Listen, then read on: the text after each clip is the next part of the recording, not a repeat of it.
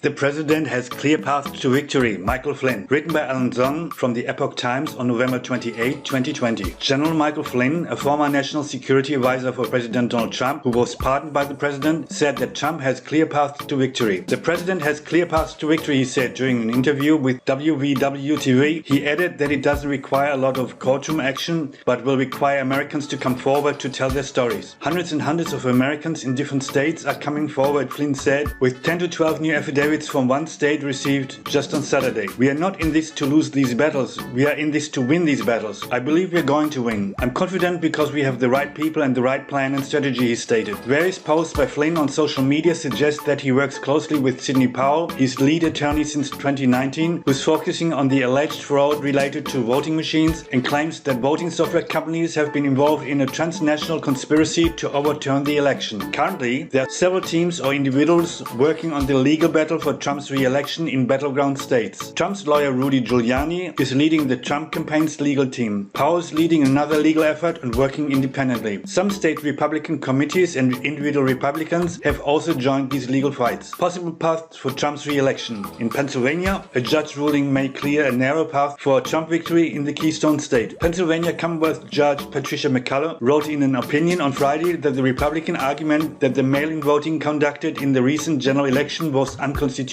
may win the case according to Act 77. She wrote to explain her rationale for her injunction blocking the certification of Pennsylvania's election results. McCullough suggested that because having the legislature to appoint the electors an untenable option if the majority of voters who did not vote by mail entered their votes in accord with the constitutionally recognized method was not the only equitable remedy for the state to uphold a most basic constitutional right of the people to a fair and free election, she would grant to injunction. But her ruling was overturned by the Supreme Court of Pennsylvania, which is the appeal court in the state, on Saturday. The case is now very likely to be decided by the US Supreme Court. Another possible path for Trump's re-election goes through the state legislature. The GOP state lawmakers in Pennsylvania announced on the same day that they will introduce a resolution to request the United States Congress to declare that the results of the 2020 election in the Commonwealth are in dispute, the Epoch Times reported. State Senator Doug Mastriano, a Republican, told Steve Bannon's War Room on Friday that the GOP-controlled state legislature was going to make a bid to reclaim its power to appoint the state's electors to the Electoral College. The Pennsylvania Republicans took those actions after a public hearing organized by the Senate Republicans on November 25. Giuliani, several poll watchers and experts testified during the hearing. Similar hearings have been scheduled in Arizona for Monday and in Michigan on December 1 and in Michigan on December 1st. Trump on Saturday praised state lawmakers for defending the US Constitution. So much credit to all of the brave men and women in state houses who are defending our great Constitution. Thank you, the president wrote in the Twitter post. Jack Phillips and Tom Ozimek contributed to the report.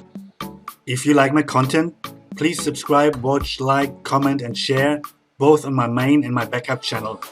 I cannot rely on YouTube to recommend my videos to other people, if you know what I mean. And of course, join my Red Pill community on truthwillout.online. It's a bit like Facebook, Twitter, YouTube and Reddit combined, just without Big Brother tech spying or Orwellian thought police.